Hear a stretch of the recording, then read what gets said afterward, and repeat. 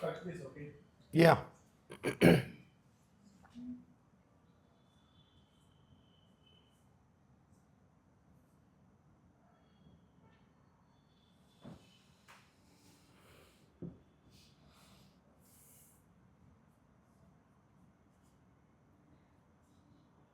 So we are all brave hearts here, session 4. There is no song, there is no music, but you are still here. Okay, so let's do the prayer.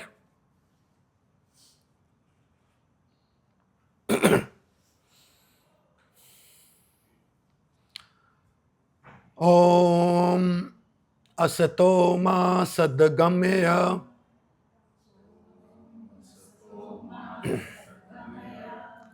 Tamso Ma Jyotirgamaya Mrityorma Amritam Gamaya.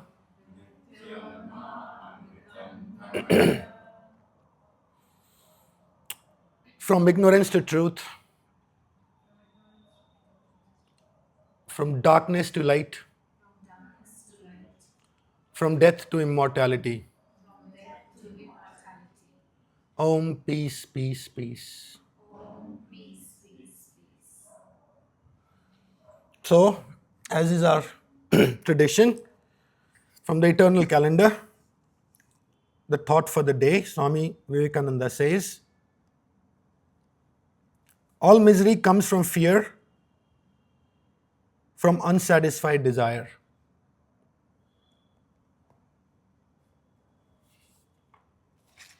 Something to meditate on. So let's quickly recap where we are. So we first started our session 1 with the question of who am I? And then this question of identity, we tried to understand through these 7 dolls. The song of 7 dolls, as we call it. Then in session 2, there's no one new. Oh, only Shruti is new here today. Okay. So I'll do a very quick recap. Then we answered the question of identity by saying, who am I? Is you are this consciousness, Tvam, Atman. But that, when we hear it for the first time, is a very unsatisfactory answer. You are consciousness. What does it even mean? Then in session 3 yesterday, to get to that ultimate truth, we have to now investigate some lower truths.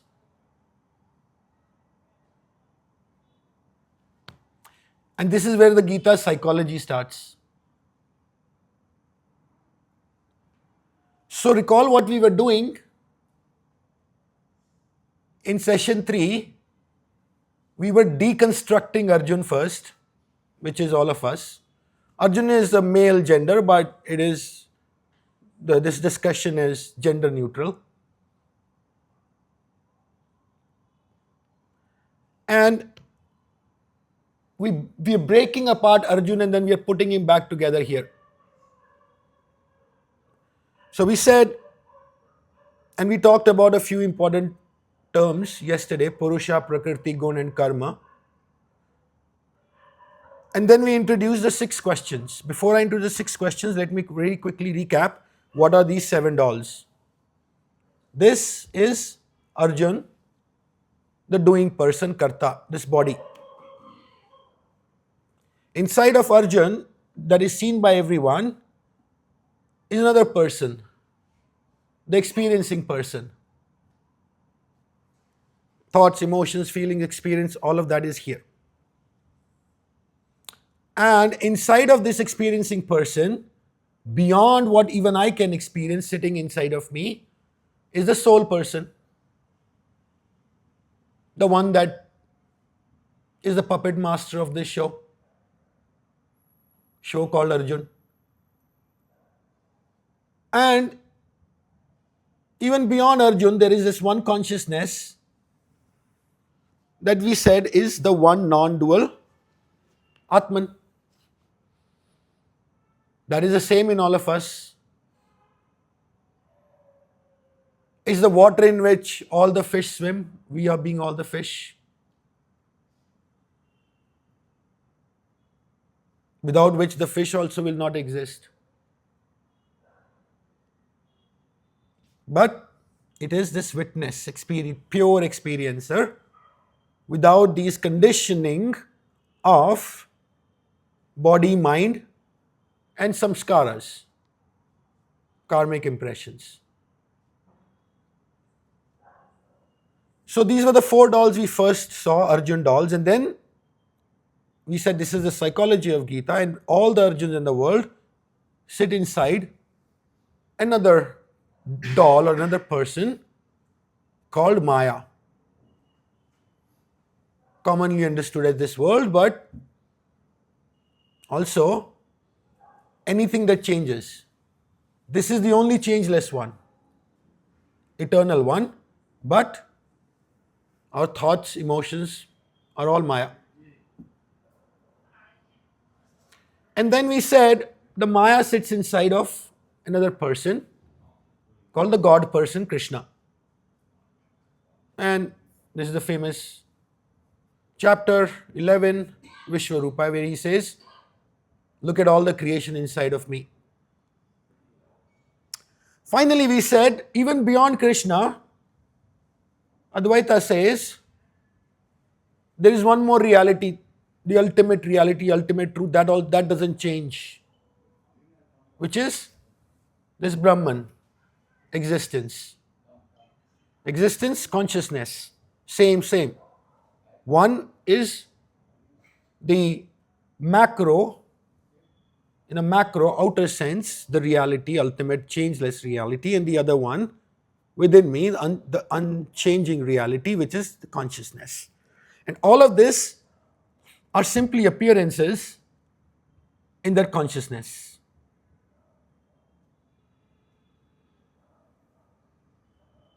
And then we said that these 2 dolls, if they are the same, the changeless ones, Sat and Chit, they have to come in a circle, which we said is the cosmic circle of harmony, Ananda. So that's sort of a quick recap of the 7 dolls.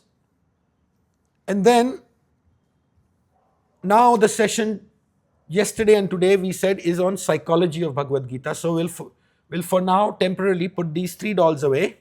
They will make an appearance again when we go through those set of charts. But for now, the focus is on Arjun. And we said the 6 questions that come about, we answered 3 of them yesterday, looking at Arjun's perspective.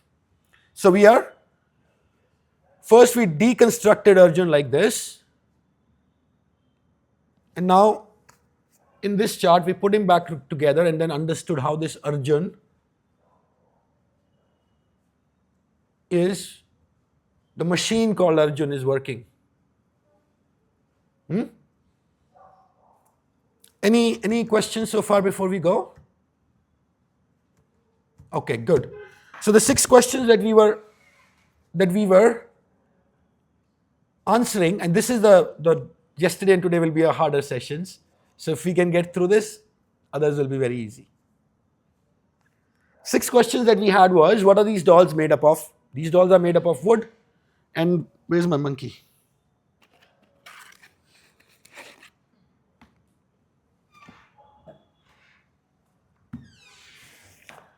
So we said these dolls are made up of 2 things, Purusha and Prakriti. In this case, Purusha means pure consciousness. Consciousness first, matter second. Then we looked at this chart over here, which was matter. So consciousness and matter, this is 2 things that all Arjuns are made up of. Matter being the outer layer, 5 elements, which is this person, doing person, this doll also, the matter being the senses, the five senses and the mind complex, mind, memory, ego and intellect. That's the, let me get up.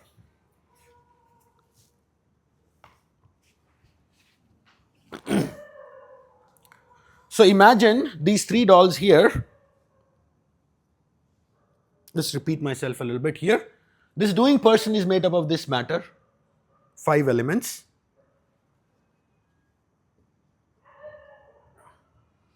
This experiencing person is made up of this matter, all of us. And the soul person is made up of ignorance and karmic impressions and bondage and desire and all those things. The unseen within us. That makes us all different. So we are not that simple, huh?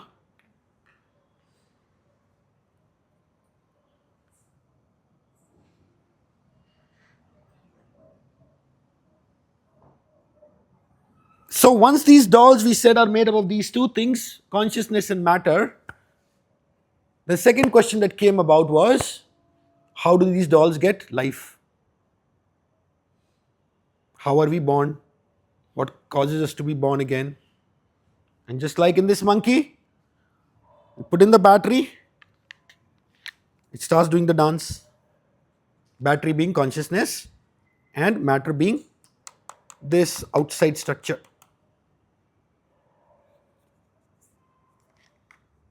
And this is what's happening. Before we start thinking that I'm calling all of us monkeys, no, there's a silver lining that will come later. We are monkeys, but we have a potential to go past our monkeyness. Second question then we said is we get, now imagine Arjun, we are looking at the top view of Arjun. From the top, these four bodies collapsing into this Arjun, looking at it, and this is what we get. Now we are putting Arjun back. This is where we broke him apart and now we are putting him back. And this is what we get.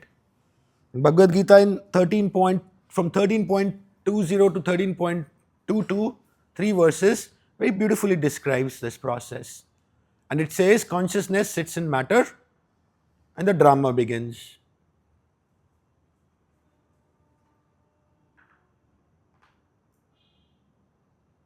The third question that we asked yesterday of ourselves was, oh, by the way, before I go further, when this drama begins, this drama is not an innocent drama. From that matter, Prakriti matter, depending on this unique constitution of our matter, all of us, matter being, what did we carry from previous lives, let's say? What were our sentiments? What were our thoughts? What were our actions that we internalized? All of that goes in a seed form, and that seed form is then interpreted by these two other bodies. So from that seed form, seed matter, comes another kind of Prakriti, the second meaning of Prakriti, which is personality. Consciousness sits in matter and we get 3 kinds of personalities. Personality of the outer body, how we move, how we gesture, how we talk. Personality of inner body, experiencing person, how we think, how we look at the world.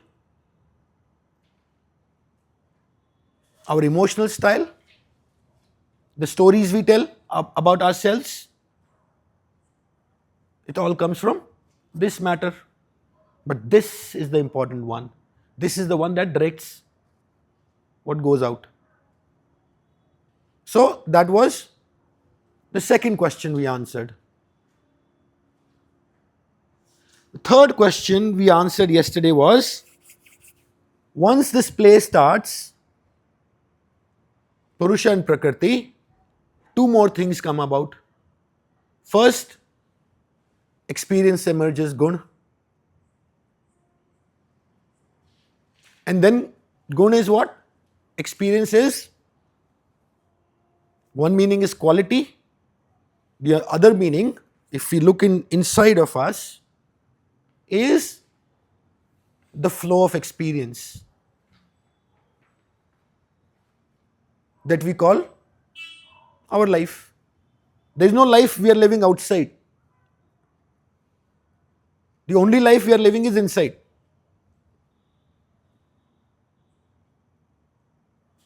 And then it says there are three kinds of guns: sattva, rajas and tamas. Wholesome, action, restlessness oriented, and inertia, tamas. From that gun, basically, gun is coming from what? Matter and consciousness coming together, and from that experience come action, speech, or doing things in the world. So we introduced that yesterday. I'll pause here because there's a lot. I'm just recapping yesterday's session. These three questions we asked ourselves. There's a lot here. Now we'll go here. The goal today is to cover these two charts, and which will be the next three questions.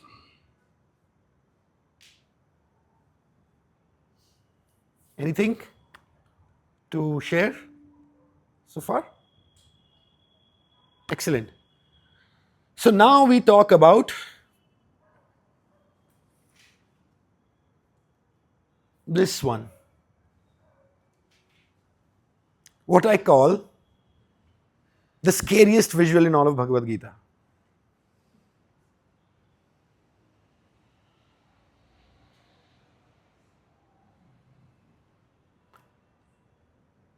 Again, the iconography is the same here.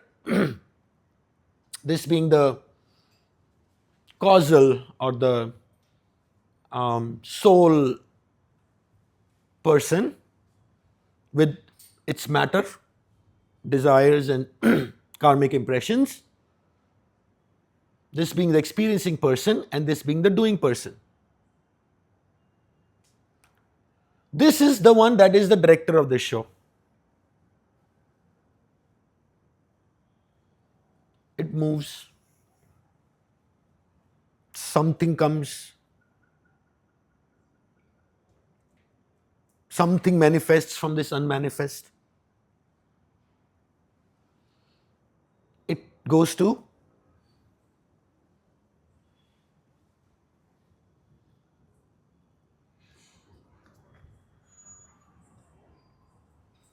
there will be a silver lining at the end of it, don't worry.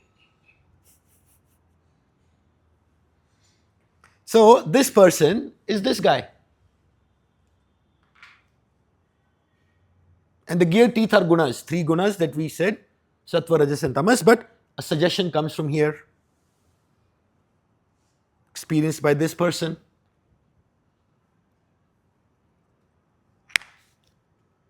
Action done by this person. Action done by this person. Feedback loop in.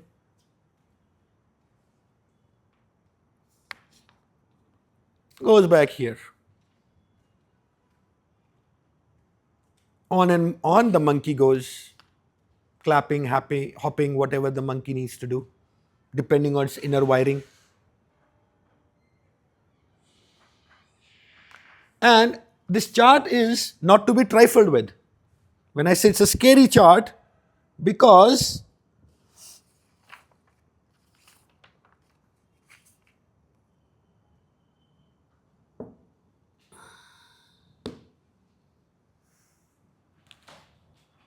let's sit back and understand what is happening here.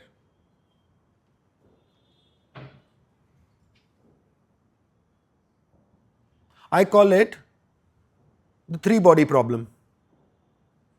There's this famous show on Netflix and a book called Three Body Problem. Has anybody heard of it?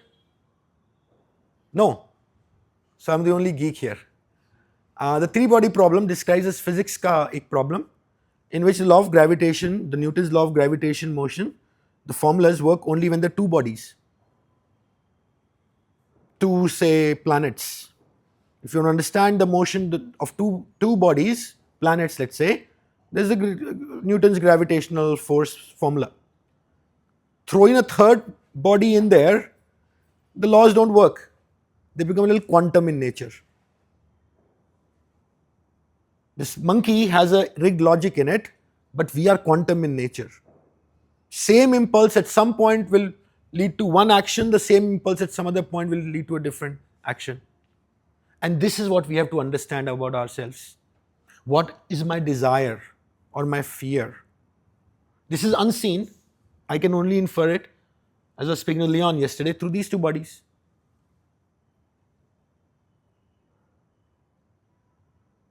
And over lifetime, this goes moment to moment, never stops. Our experience never stops. If it rotates in clockwise, let's take clockwise as good and anti-clockwise as bad. If it rotates in clockwise, which is the color of sattva, that means the gear is working in a positive way.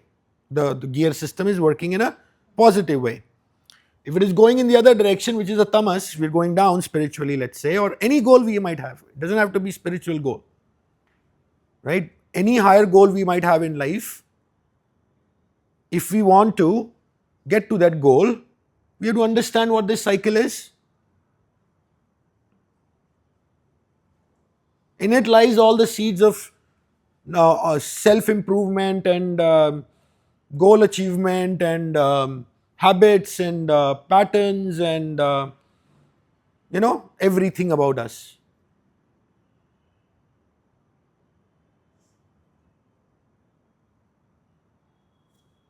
So I invite you all to think about what we know about each one of us. Don't have to share it publicly, just maybe that is something a takeaway for this session is individually for all of us, what might be the makeup of this person? What might be our desires and fears that we have sat with long enough time to see what is driving everything that we do?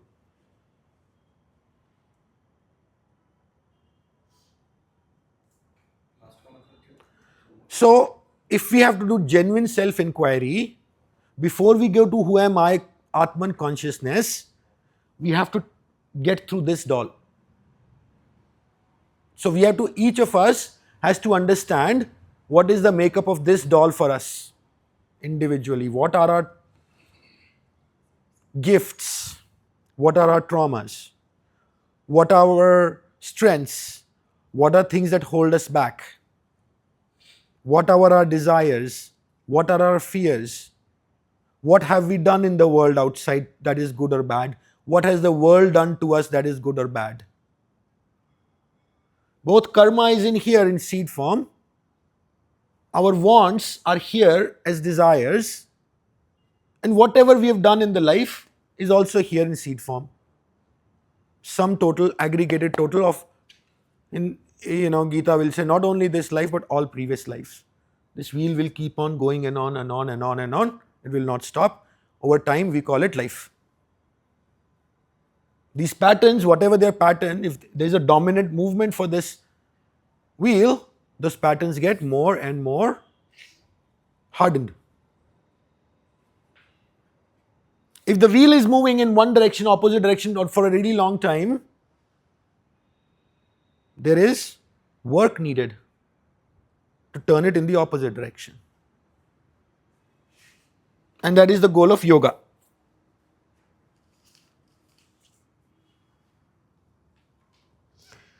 This is what we accumulate life over life.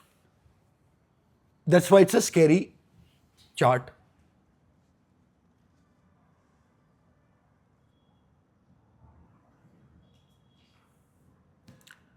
Because we have to understand that whatever our individual goal is, moksha or not, we have smaller goals in life also, no? When we start with you are the Atman, and I said it doesn't really ring true on first analysis, so we look at the lower level analysis. There's a lower level of analysis. Before you can get to this person, We have to get past these three persons also.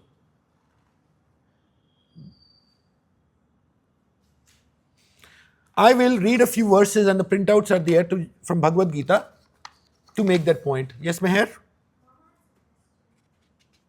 I think this is again, Pranav. I'm looking at it and thinking, uh, I actually don't know where my wheel is moving. So, is it clockwise or is it anti-clockwise? How do I sort of develop that compass? Like, I mean, I wouldn't know how do I? So the interesting thing about this soul person is I've spoken only negatively about it. So there's plenty of goodness in it also. Like we are all sitting here talking about these hard things,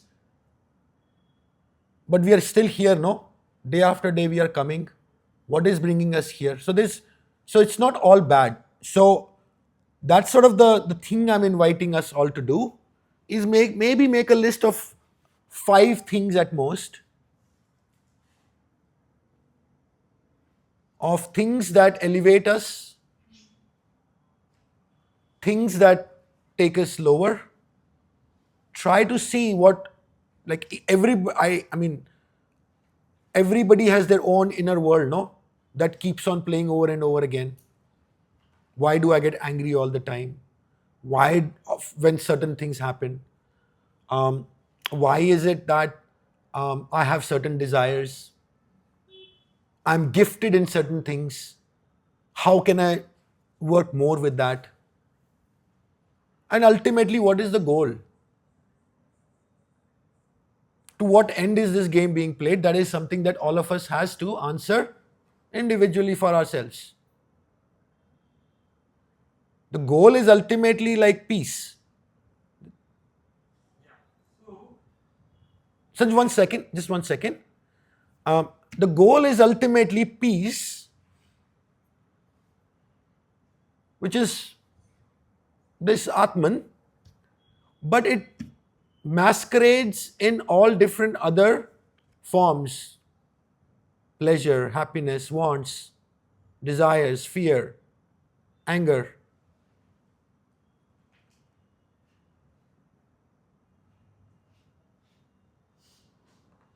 If the goal of life is peace, that's a good goal to have, no?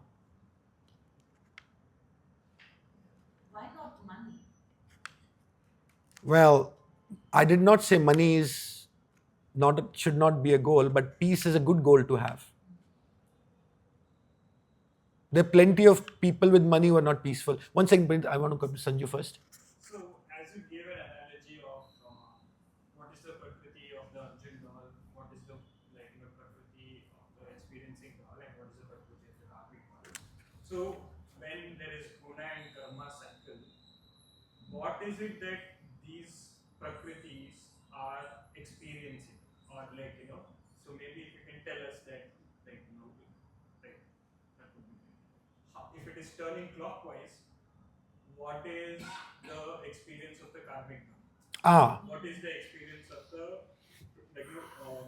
experiencing, and what are the effects? So how can we identify if it is turning clockwise or anti-clockwise? so one set of words that's used is, Gita uses it a lot, pap and punya, sin and merit.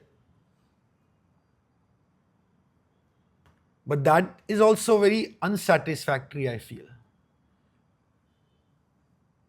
Pap and punya is, sometimes I think nothing in this transactional world is objective.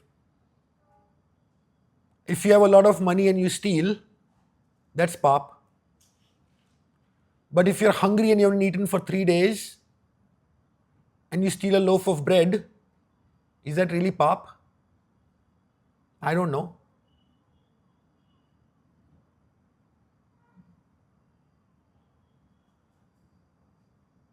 There are plenty of people with enough in the world who still cannot hold themselves from cheating. That is a good measure to see what that karmic wheel for them might be turning.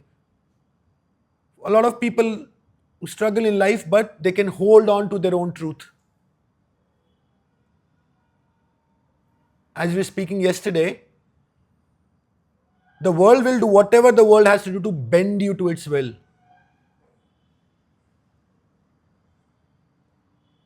Knowing who you truly are, what is your truth, is this investigation. What are your beliefs? I said one of the things that this doll has is character, which is the fifth question I was going to come to. What are we making? So to know which direction this wheel is turning, clockwise or anti-clockwise, is what we are building inside in terms of our character. These personalities, like, the karmic and this personality and physical personality, there are plenty of trait theory like personality assessment tests today, like MBTI and all, that try to box you into certain, categories. But ultimately, what is the goal? The goal is essentially moksha. Moksha not in some future life. Moksha now. Liberation now. The goal is liberation now, not some in future life, which is what? Building certain values, certain characters, what Krishna calls in chapter 16, Devim Sampad, which is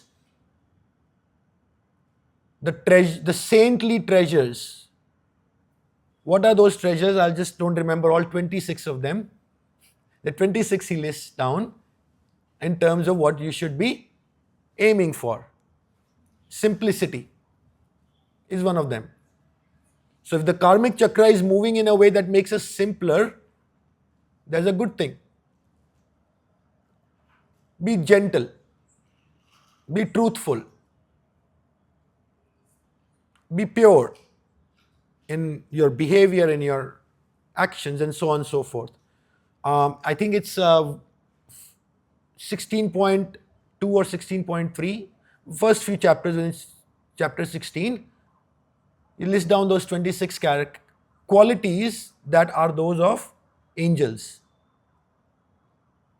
So when we say whether the wheel is moving in this direction or that direction, maybe with that 26 character list of character attributes is one way we can judge ourselves. But nobody else will judge us. We have to judge ourselves. That's why I said the world will try to bend you to its will. And that's the hard part. Make more money. Why? Chase more pleasures. Why? We don't really question those things because we're so conditioned by where we came from. I mean, there are more complex things than money and this thing also, but a human basic desire is of safety and belonging.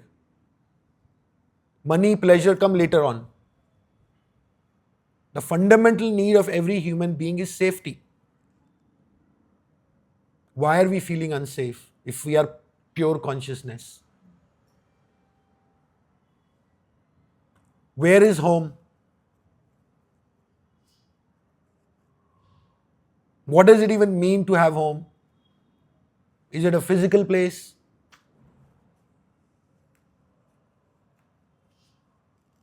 Puneet, what were you saying? Kind of follow you. वो सच और तमस में फर्क कैसे decide करें? 6 pointers of that should be that can be used for that. Those are 26 qualities, but I mean, certain kind of food, let's say take food as an example. You go to and have a nice, balanced, healthy meal, your body will feel certain way. You have a meal that has a lot of masala in it and a lot of tadka in it, right? You will feel one way about it. You have food that is stale and rotten and whatever, your body will respond to it differently. So, Upanishads and Gita are texts of are self-experiential texts. It's like you are your own doctor. So we have to tune into our experience to understand whether it is wholesome, rajasic or tamasic.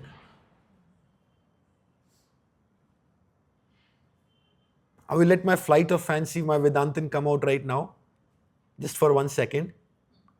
Because the world is not outside. That is the illusion. The world is inside. And there is no one in this world other than you. So you have to investigate yourself only. There's only you in this world, Puneet, no one else. If you know what I mean.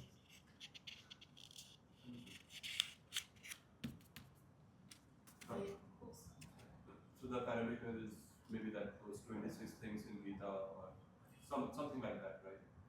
To like mirror yourself, right? Yes. Yourself. Mirror yourself is a good word. And they're 26, but just kind of like read like a checklist, but they all go to only one. That's a big fight that I have always seen within me since 39, 40 years since I'm so in terms of food, you can always decide. Easy to do that. It's something outside. But then what's inside you is something difficult to judge when you're around so many people that different and you get, how do you say, cocktail. I don't know what word we use. But yeah, when it's only you, it's always easy to make it balance. Krishna says in, I think, chapter 7, I forget the verse number exact. He says only one in thousands decide to take up this path. So it's already a hard path. There's already a big filter that is happening. That's why I said, no, you don't expect to fill stadiums with Gita talks. Only one in thousands will take up this path because it's arduous. It's so much more easier to sit with, people out there who have certain different value set. I'll come to you, Sanjay, in a second. You had a... I'm not sure I understand why, but the question, what is the goal? So we have to, each of us, to look inside us, to search peace. But my question is peace, like we have all the different definition of peace, of what is peace for each of us, or is it the same and it's a joint consciousness and it's something bigger, or is it really like my definition of peace will be different than anybody here? Or not? See, I'll riff on what Leo Tolstoy once said, right? Just kind of like, not riff, but take it out of context to just say, unhappiness is of many kinds. Peace is of only one kind.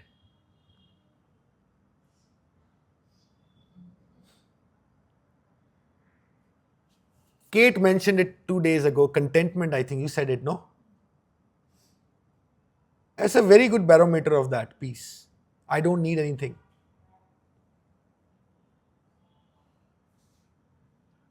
I'm okay. I'm fine. So terming peace as a goal is a right terminology at all. Peace is also not peace is the, there is a hierarchy of goals we have, no? Before we even contemplate this idea of moksha. Unless those lower needs are not met, how can we go there? But that doesn't mean that don't make money. That means make money, but make it in a dutiful and rightful way. That doesn't mean that you're not allowed to eat out whenever you want to eat out. But how does all these things are connected How is all of this connected to peace? Well, peace is actually something that we have to work for. So I said they're all lower truths, peace being a higher truth.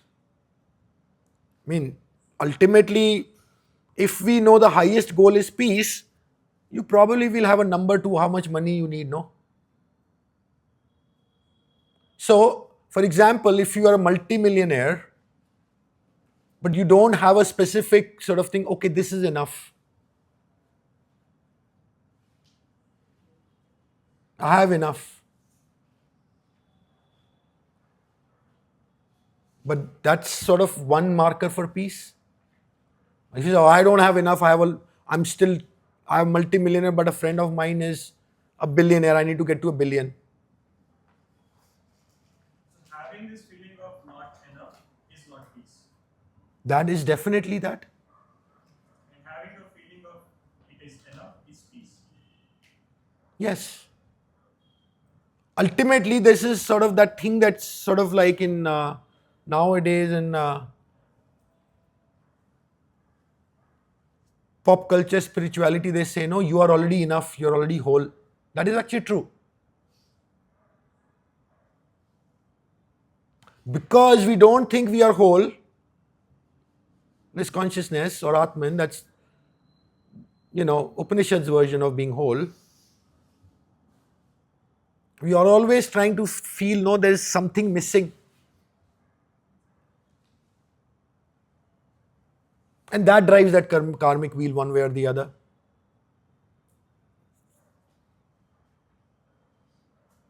And I think there is Maslow's law of needs and wants. I think most people might be familiar with that.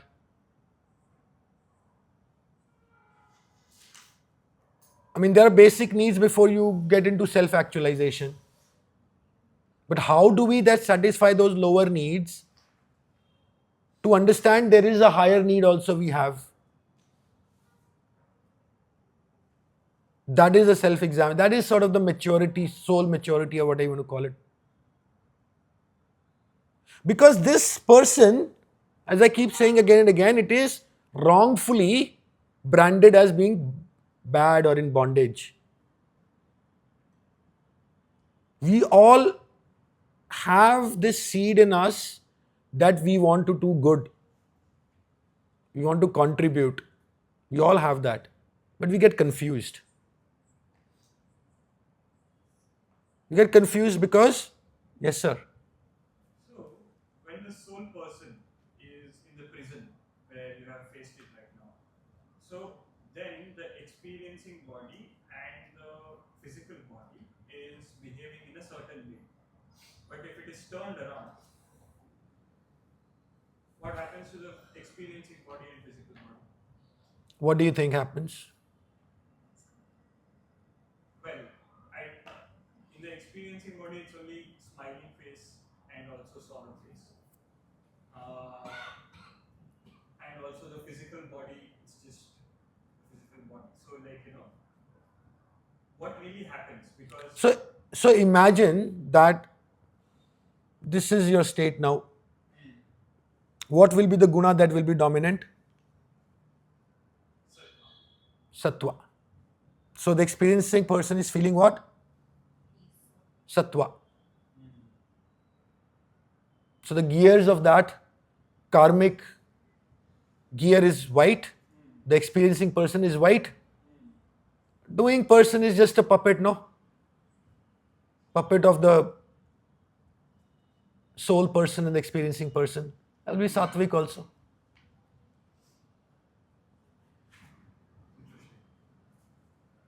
So we have to measure, self-measure. See, we cannot understand whether we are in this state or in this state. Because this is not seen to us. What can we, quote unquote, objectively measure inside of us is the quality of our experience. What I call the heat map. Is it white, red, or black? If it is dominantly white, it's going in one direction. If it's dominantly black, it's going in the other direction. If it is red, it's kind of like stuck. This is the answer? Yeah. So gunas hold the key. And all of those karma, bhakti, dhyana you see over there, they're all, the wheels have teeth. The teeth are the gunas, the way that wheel is moving. I'll come to you one second, Shruti. Kritika, you had something? Yeah, I had a question with respect to the Maslow's law of hierarchy. I was wondering if it is also possible that a person naturally has an inclination towards the higher, levels, and they know that this is there, and then they are kind of navigating through the lower levels because they have to also live in this body. I am not a big fan of Maslow's hierarchy, quite honestly. It puts self-actualization as the last thing. Correct. And that may not be the order.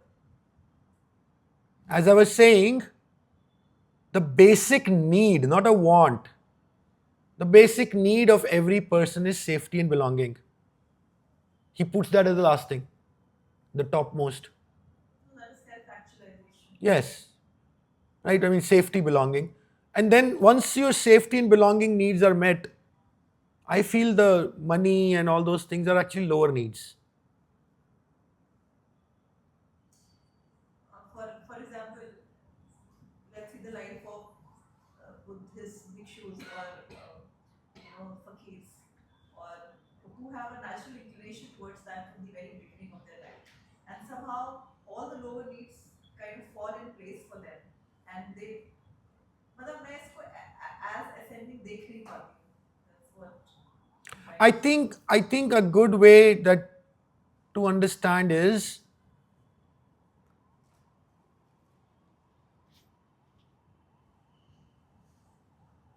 what one way safety belonging, you come to it again and again, is because that is the ground on which we are standing. The metaphoric ground on which we are standing. If that ground is shaky, everything we do for lower desires is also going to be shaky.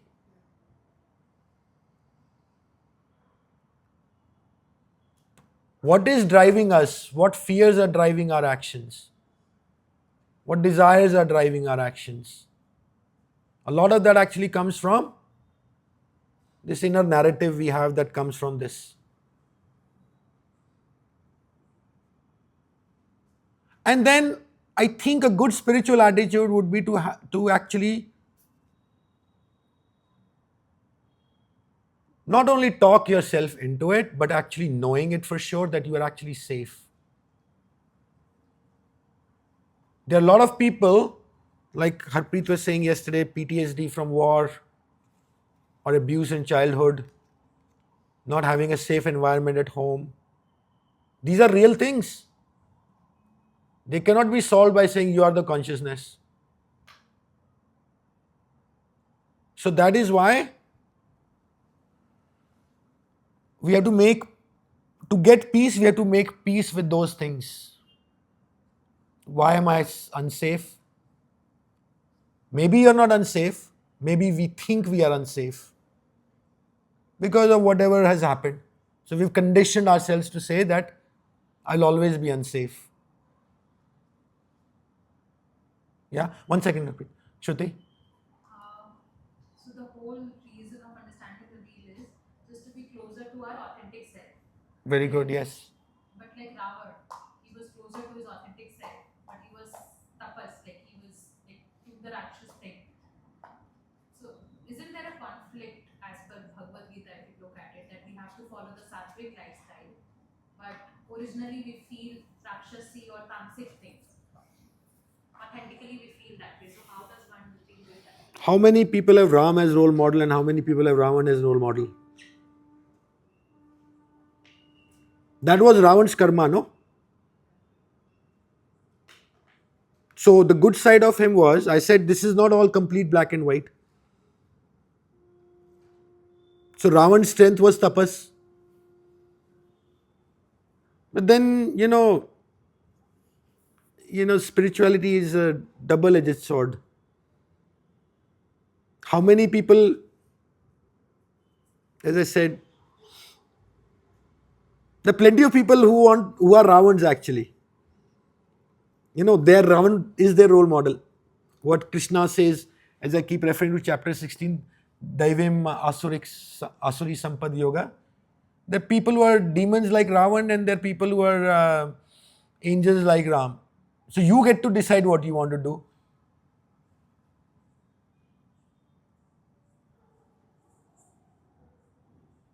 But then the end answer will be this: if you become like Ravan, you will just be running helter skelter, be destroyed. Ravan got destroyed in the end, isn't it? Nobody is lighting diyas on his birthday.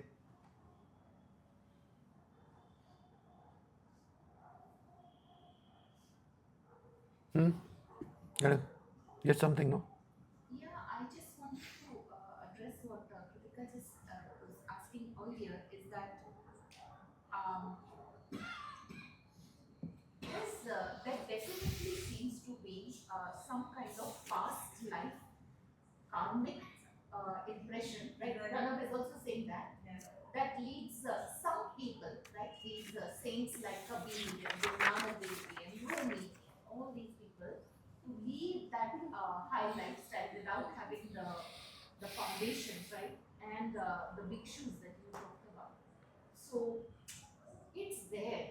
It's there from a previous life, right? You see it in some people. You come in their aura, and you know there's something like if you're really tuned in. It, I don't know, Pranav, how it can be, but that state, if you turn that third door, that state is there, and it feels like it's coming from a different world, right? We have ample examples in our scriptures that this child is born and already has these mystical aspects of them. So, to answer your question, Kritika, that is like all of us are commoners, na? We are on the path, but those people are godlike people. I think Pranav mentioned that they are there, and it is coming from, I feel, a previous life. And my view, I don't know how Pranav would translate this, but is that we are moving lifetime to lifetime, evolving in that journey. Maybe I'm not. I have several births to get there, and maybe be at the point. But us commoners are not there. We have to satisfy. If I don't have money, my safety is gone. I mean, honestly, for my family. So I just wanted to build on what you were saying. Yeah. Or maybe the past karmic impression or whatever things we get from previous lives also kind of match कर जाता होगा कहीं ना कहीं in the law of hierarchy. There is something for sure. You just cannot land to that. See, this is where it gets a little I don't know if tricky is the right word. I have two daughters, born from the same parents, same household. They're different. So when we say the personality emerges, personality is both nature and nurture. Nurture is what we see. Same parents, same household, same country, same whatever. Nature is the last meaning of Prakriti will come to Swabhava when we end the session. Sanju, what is the time we have? 7:35. Okay, we should just be, I just want to we can carry on after that, but let me just cover what I wanted to cover for this session and then we can keep on for as long as we want to go. Okay, I want to read these verses from Bhagavad Gita that unlock this whole idea, how these three bodies are working together. So this is number 5 printout I circulated around. And sorry, I have there is little out of order because, I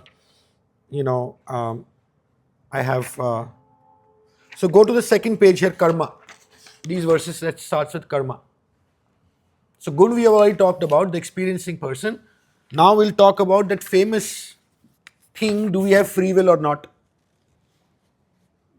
Philosophical question, free will or not?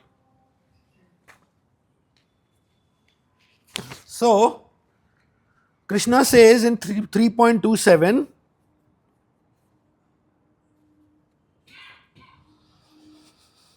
he says, all actions are done by Prakriti through the gunas. The ignorant thinks I am the doer. What does it mean? Very cryptic verse. All actions are done by Prakriti, this personality. But the ignorant says, I am the doer. This body is the doer. The ego is the doer. Not body, sorry, the ego is the doer. I am the doer. So, ego basically, this red person in here, he thinks he is the sole doer. But Krishna says, no, no, no, no, no. It's being done from here. You don't even know. You think you are the doer, but no, no, no, you are not the doer. You're just a monkey. Ego is saying that I am the doer. Then he says, 3.29, he says, mesmerized by Prakriti's gunas. Prakriti here we need to understand as matter. Matter or personality, both will work here. Mesmerized by Prakriti's gunas, they're attached to the actions that arise of gunas. So he's saying experience is what drives the action.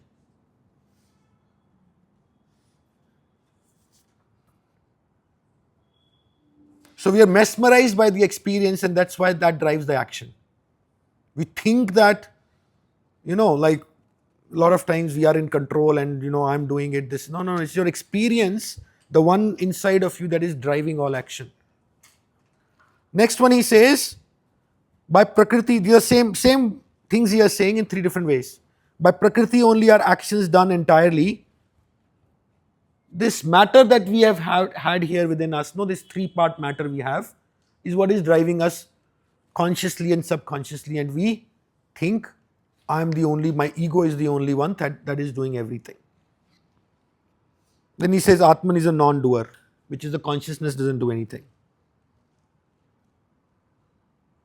So,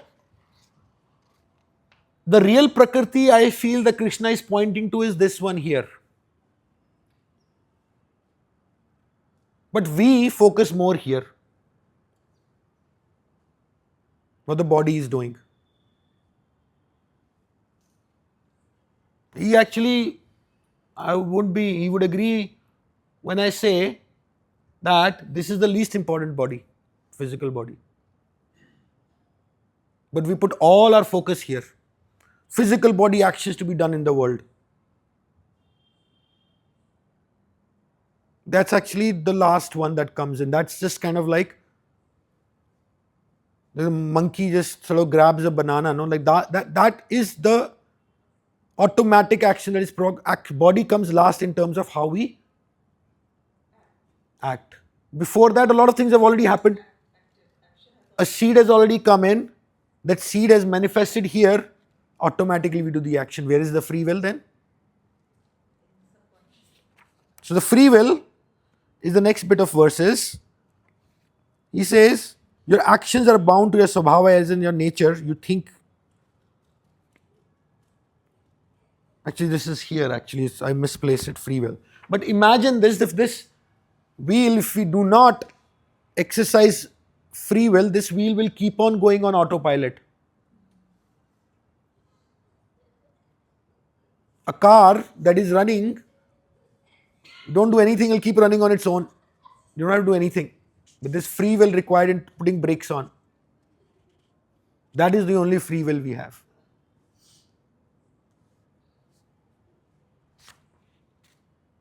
So, philosophically, Krishna will very much say, we do not have free will, except we have freedom to choose our will. If it makes sense.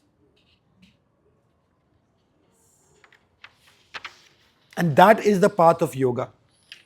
That is the path of meditation, sadhana, as Leon was saying yesterday.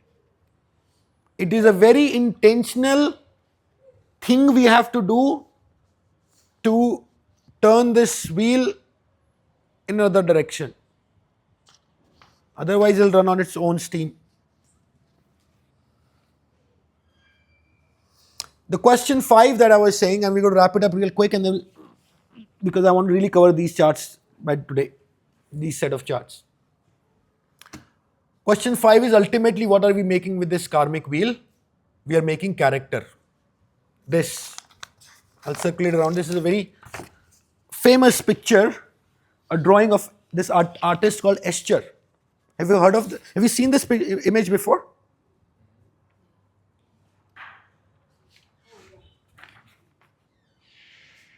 You can hold it. This image is how I interpret that. A hand drawing another hand.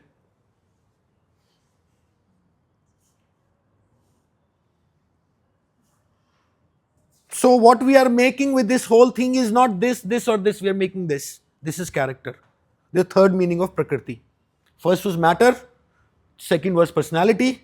Third is character.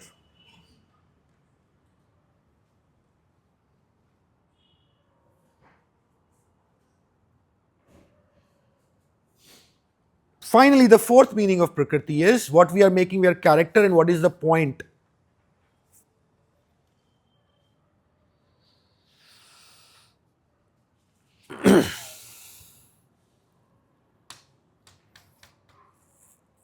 The point is of all of this is what we become.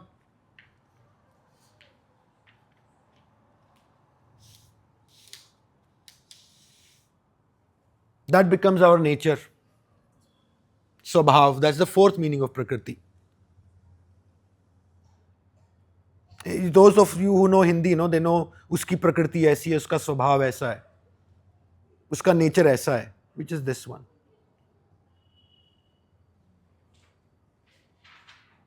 So there are three archetypes that Krishna mentions of Swabhava people have.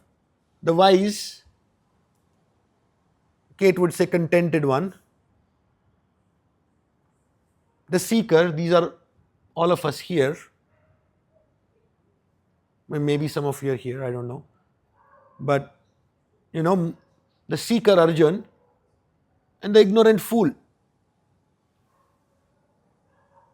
The three archetypes, the three kinds of, those of us who read Gita, they would know that the two very beautiful terms he used to describe the wise. One he says Sthit Pragya. Is there anybody heard Sthit Pragya? No? The one with steady wisdom. 2.54 he says, very famous verse. Sthit Pragya se ka bhasha samadhisya keshava.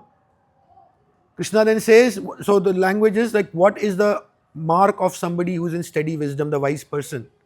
Krishna says, Prajahati yada kaman sarvan manogatan partha sthit pragyasya tasya uchyate. The one who has let go of all the desires, good or bad. Not all desires are good or bad, like there's some existential desires, those are encouraged. Right? You want to, body is tired, you have to sleep, you sleep. There's a desire to sleep, you sleep. So that's one kind of person. And the second kind of wise is Gunatit. Gunatit means one who goes beyond gunas. That's the wise one. The one who can go beyond the experience, likes and dislikes. That is the wise one. But most of us are here or here. And we probably circulate between these two. Sometimes we are the seekers, sometimes we are the ignorant. And sometimes we are wise also. It's not like that. We don't have to like straight jacket ourselves and say we are only wise or we are only seekers. We shift between this. But these are three archetypes, Swabhava, nature. This is what we become at the end of this life. That we will take over in the next life. From here, it'll go here. The matter, when we die. Death, the soul cycle over there is another topic. But the cycle will go from matter to personality to character to nature back to matter. The endless game will keep on going. But there's a way out of this game, which are those yogas.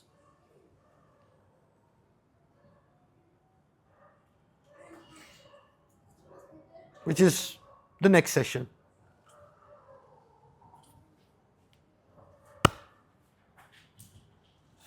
Thank you.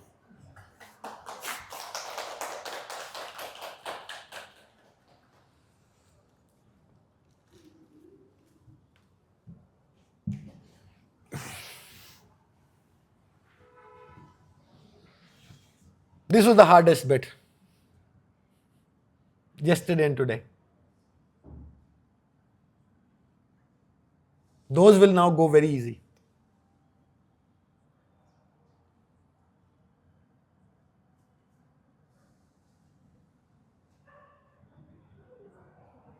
One question for me was not so clear, like just the answer of the questions we had. Just to sum it up, what is this motion of clay turning into wood? What is the point of this clay? Character building. Character building, peace. Ultimately, good character will ultimately, the promise is it'll get us to a place. Okay, and what we become when we play is a different. What do we become when we play? We become as in like what is our nature? That one. Swabhav, which I've said. Can you explain a bit about the matter prakriti? Because personality and character is something which I was able to understand and relate, but the matter part is where I was like, not very. So this is just a categorization. This personality is how matter expresses itself. Yeah? So, what's a good example for it? Let's say water. Water. Water is matter. We heat water, becomes steam. That is also water only. But that matter which was static earlier is now expressing itself. You see what I'm saying? So for example, this body is the easiest example to think about it, right? 5 elements. Yes, that is matter. Yes, 5 elements are the matter is what you're talking. yes. For this body, for this person. This is matter. Anything that changes is matter basically. Yeah, yeah. 5 elements I understood. What is the matter for this experiencing person, the one within you? Mind, basically thoughts, feelings, sense, perception. So here he's not talking about the expression of matter. He's specifically talking about matter itself. Like wood is the matter for this doll. But that mind then also expresses itself as what? Thoughts. These 5 elements of our body express themselves as how I do things.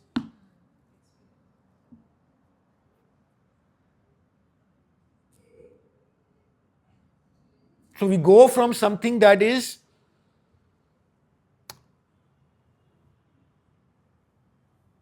not conscious, matter, inert, that gets mixed with consciousness and the expression follows.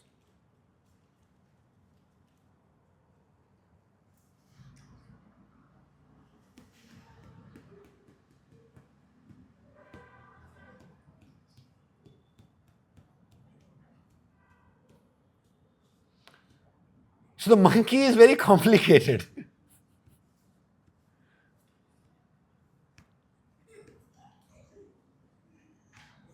So one way that I hear about it a lot, living in the West, which I kind of agree with, is we should be a little gentler to ourselves. Like we can get too hard on ourselves.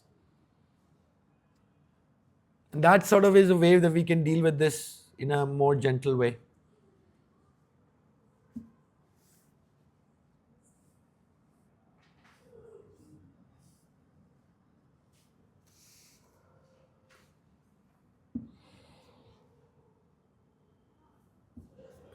Good. This is just a question for all of you and for you too. Um, I don't know why I feel when I hear the word character, I remember my Christian education. You know, so is there a different way to call character? What, like, is there a different word for character? I'm just putting it out there. I don't know there's an answer. Swami Vivekananda, I'm just sort of borrowing from him.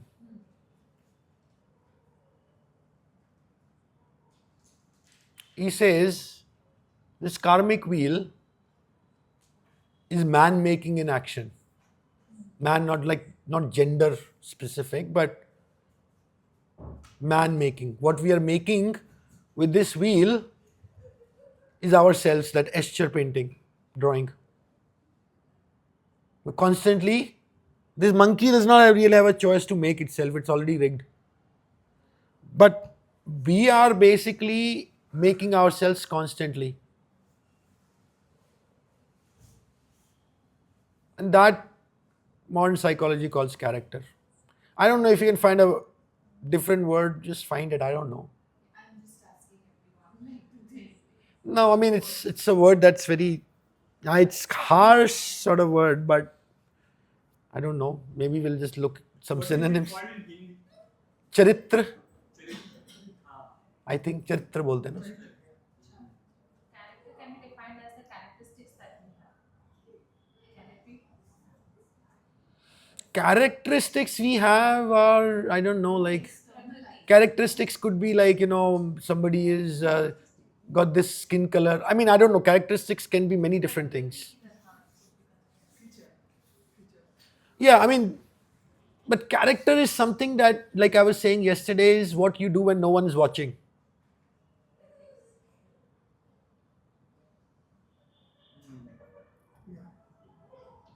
See, anybody can be nice when somebody is watching.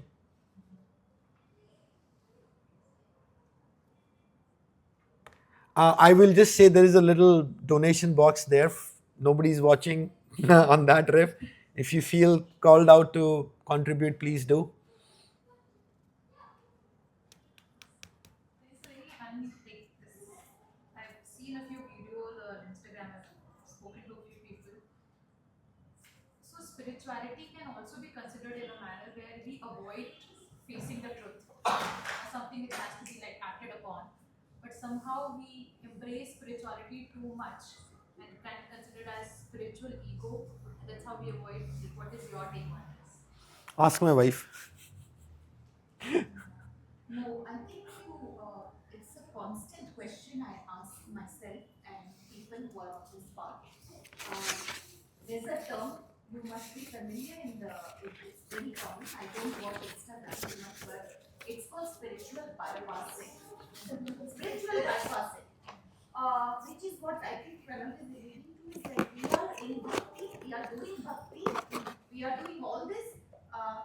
I've seen it myself.